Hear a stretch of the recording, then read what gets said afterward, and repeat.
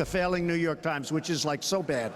It's so bad. The Washington Post, which I call a lobbying tool for Amazon, okay? CNN, which is so bad and so pathetic, and their ratings are going down. ABC this morning, they have little George Stephanopoulos talking to Nikki Haley, right? Little George. But for the most part, honestly, these are really, really dishonest people, and they're bad people. And I really think they don't like our country. I really believe that. And I don't believe they're going to change, and that's why I do this.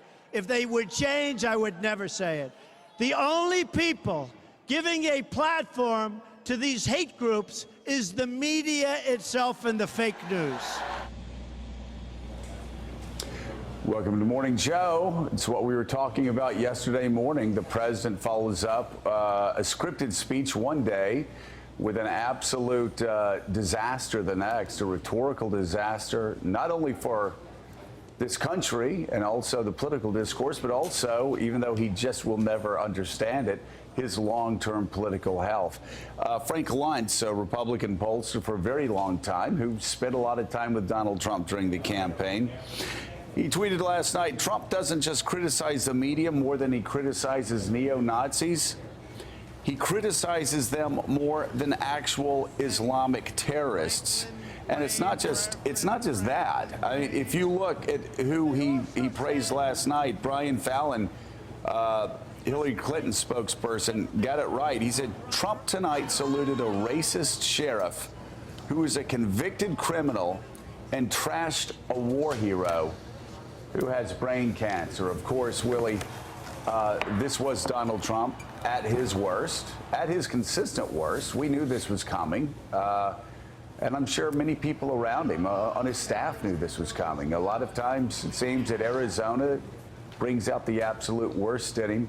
But there's no doubt this was a hateful, derisive speech. It was a frightening speech. He sounded like an autocrat trying to dehumanize his allies. And actually, of the media, he actually said that he talked about the Washington Post and the New York Times and CNN, said they didn't love their country. Yep. That's just pathetic. Yeah, I mean, I've got the abbreviated list here. He went after the media. He went after the media's interpretation of his remarks about Charlottesville. He left out a major part, the both sides, the many sides. We'll get into that. He went after the statues, the taking down of the statues as taking away our history. The border, of course, Jeff Flake, John McCain, as you mentioned, Sheriff Joe Arpaio said he wouldn't pardon him today, but he's really thinking about it. There was a lot to unpack there. Really, Joe, this, though, was a distillation, I think, of what you hear from people around the White House.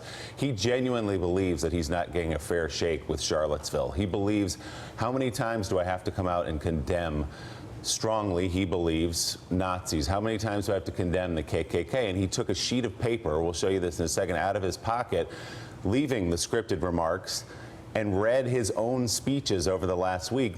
Said, here's exactly what I said. What else do you want from me? So we'll show you what he left out of those comments with us. Thanks for checking out MSNBC on YouTube, and make sure you subscribe to stay up to date on the day's biggest stories. And you can click on any of the videos around us to watch more from Morning Joe and MSNBC. Thanks so much for watching.